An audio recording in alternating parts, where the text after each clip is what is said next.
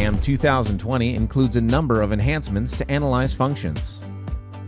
Analyze Entity now includes additional information about associated geometry and operations.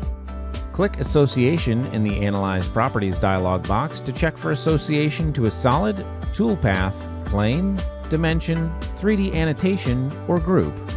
This button displays only if the Analyze entity has associated geometry or operations. In previous releases, imported model-based definition or MBD data displayed by Analyze entity was limited to name, type, reference entity, and presentation graphic information. In Mastercam 2020, Analyze entity also includes the part's semantic data such as tolerance values and subtypes. Analyze Entity also includes a flip button, allowing you to reverse the start and end points of the selected line, spline, or arc.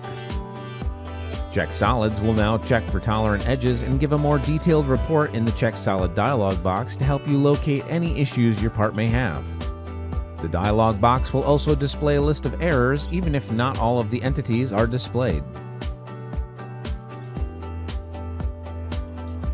The Polygonal Mesh Properties dialog box now includes a Properties button.